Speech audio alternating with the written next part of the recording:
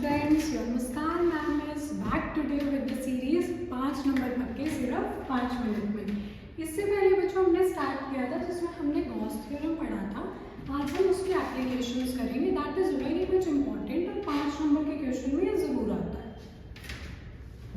तो स्टार्ट करते हैं बच्चों। आज हम पढ़ेंगे field due to an infinitely long charged wire, कि आपके पास एक इनफाइनाइटली लॉन्ग चार्ज्ड वायर है, इसके साथ इलेक्ट्रिक फील्ड क्या एसोसिएटेड होगी। वी हैव टू प्रूव या we have to find electric field using Gauss theorem. तो बच्चों सबसे पहले गॉस लॉ कहता क्या था, total flux associated with the closed surface is 1 by epsilon not times the charge enclosed. तो यहाँ पे हम सबसे पहले फ्लक्स की बात करेंगे बच्चों। फ्लक्स होता क्या है, E dot D S right over the surface, complete surface S। ठीक है, इस पूरी वायर के साथ जो फ्लक्स रिलेटेड होगी वो इसके सरफेस S का इलेक्ट्रिक फील्ड का सरफेस इंटीग्रल होगी। तो इसको मैं डिस्क्राइब करती हूँ। हमने यहाँ पर इसके गॉसियन सरफेस ड्रॉ कर लिया। Electric field due to charge wire will be directed मैंने 3 सरफेसेस में बच्चों को डिवाइड कर लिया है, S1, S2 एंड S3।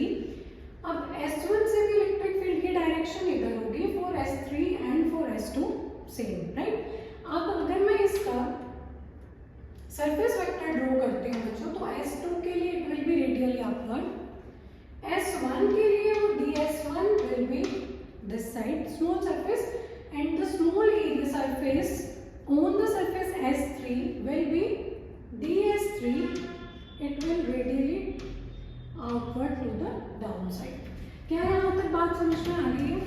मैंने E और ds कंपोनेंट्स ड्रॉ कर लिए हैं। अब मुझे बच्चों ये बताओ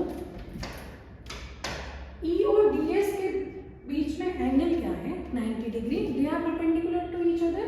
सिमिलरली ds3 पे भी 90 डिग्री है, but ds1 and E are parallel to each other। तो अगर मैं इसको ओपन करती हूँ फ्लक्स को, तो it will come out as total flux will be flux related to surface S1 that will be E ds1 plus for the surface S2 it will be E ds2 and for the surface S3 it will be E ds3 right, E dot ds3। अब अगर मैं इसको dot को हटाती हूँ, तो dot को जब open करते हैं तो हमारे पास क्या आता है, cos थीटा। तो मैं इसी स्टेप में ऐड कर रही हूँ, ये डॉट को रिमूव कर दीजिए। ठीक है, इस वाले के लिए बताइए ds1 S1 के लिए क्या है, cos 0 डिग्री। इसके लिए क्या है, E ds2 cos 90, E ds3 cos 90। आपको बिल्कुल ऐसे सिमेट्री में लिखना है, due to shortage of area में आपको ऐसे डिस्क्राइब करना है। अब बताओ cos 90 0, इधर भी cos 90 0, तो ये तो 0 हो जाएगा राइट। तो टोटल फ्लक्स जो एसोसिएटेड है that will come out to be E ds1 का इंटीग्रल राइट। अब ds1 सरफेस कौन सा है बच्चों, ये सरफेस है ना, ये वाला। अब इस सरफेस का इंटीग्रल करो आप S1 का, तो क्या आएगा, it will come out to, obvious बात है, curve surface area of cylinder. क्या आएगा, कर्व सरफेस एरिया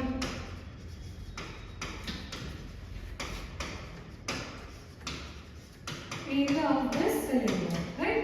अब मुझे ये बताओ curve surface area of cylinder क्या होता है बच्चों, 2 pi r है। यहाँ मैंने ये r डिस्क्राइब करा है, लेंथ जो है हमारे गॉसियन सरफेस की वो l है, तो it will come out to be 2 pi r l। ये आपकी फ्लक्स है, ठीक है, यहाँ तक क्लियर है। उसके बाद बच्चों क्या है, हमने गॉस लॉ से पढ़ा है, क्या पढ़ा है कि जो फ्लक्स होती है क्लोज्ड यूजिंग गॉस लॉ, हमने पढ़ा है गॉस लॉ के थ्रू कि जो फ्लक्स एसोसिएटेड होती है क्लोज सरफेस से वो क्या होती है, Q बाय एप्सिलॉन राइट। लेकिन यहाँ पर तो चार्ज इनफाइनाइट चार्ज वायर में यूनिफॉर्मली डिस्ट्रीब्यूटेड है, तो यूनिफॉर्म डेंसिटी काम आएगी, यहाँ पर आएगी लीनियर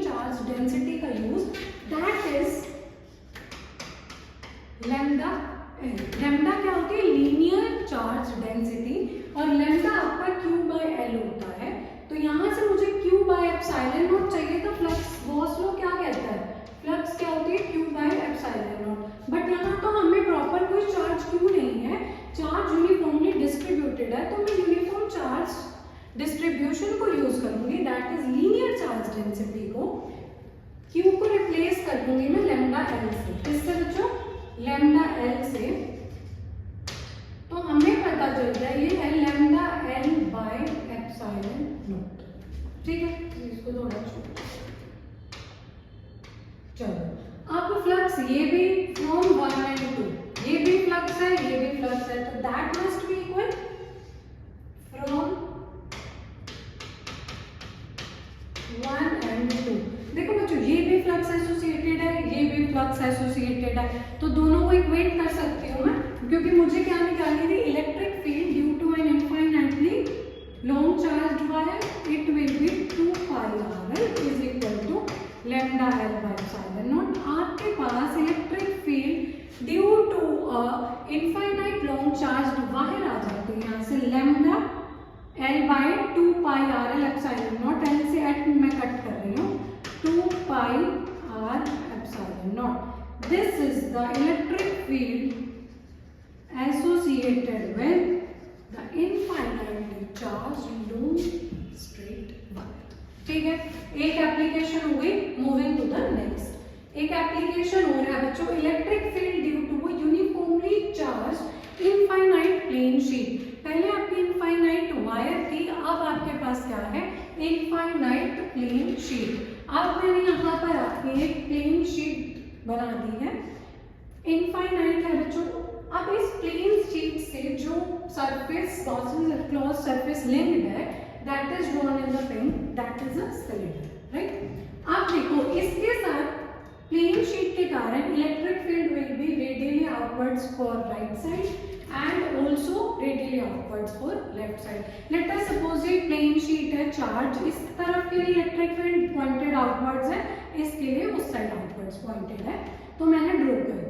अब इसके साथ जो ये एसोसिएटेड एरिया है ए, इसको मैंने क्या मार्क कर दिया बच्चों? ए। और सिमिलरली ये वाला एरिया भी क्या होगा? Cross sectional A. अब सेम काम करना है, वहां पर जो थी चार्ज लीनियर चार्ज डेंसिटी वो लैम्डा थी, for plane sheet it charge density will be sigma. और सिग्मा क्या होता है बच्चों? मैं आपको स्टार्ट करने से पहले बता दूं, चार्ज बाय एरिया। तो जहां पर Q का यूज होगा उसको मैं क्या लिखूंगी? सिग्मा ए।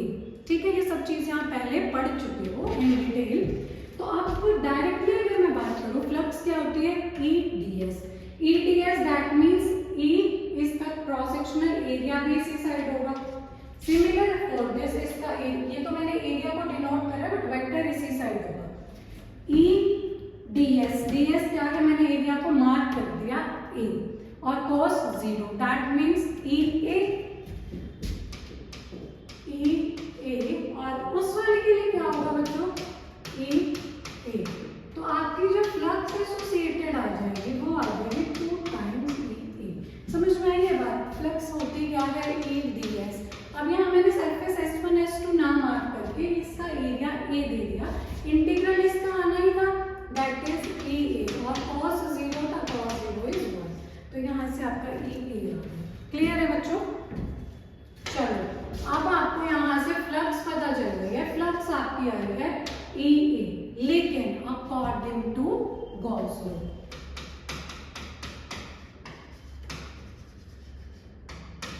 गॉस लॉ के अकॉर्डिंग फ्लक्स क्या होती है? Q by epsilon not. लेकिन यहाँ तो फिर से शीट पर जो चार्ज है वो यूनिफॉर्मली डिस्ट्रीब्यूटेड है, तो अब हम क्या यूज करेंगे? Surface charge density. और सरफेस चार्ज डेंसिटी आपकी क्या है बच्चों? सिग्मा। उसने पहले ही दिया है सरफेस चार्ज डेंसिटी, यहाँ मैंने लिख दिया कि सिग्मा ए है, सिग्मा है। तो चलो इसको हम क्या लिख सकते हैं? क्यू को, Q को हम लिख सकते हैं सिग्मा ए, राइट। अब from equation 1 and 2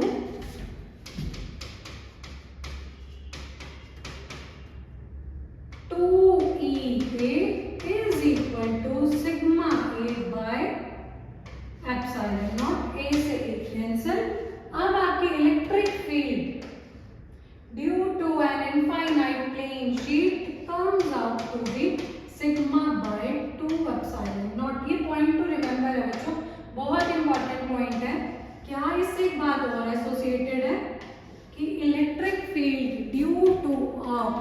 infinite plane sheet is independent of area, is independent of its area. ठीक है, देखो यहाँ ए का कोई लेना देना नहीं है, क्लियर है। तो आज मैंने आपको दो एप्लीकेशंस करा दी है गॉस लॉ की, that are first one is field due to an infinitely long straight wire and second one is electric field due to a uniformly charge infinite plane sheet. Hope you are doing well. Like, subscribe and share the channel Science with Miss M. Thank you.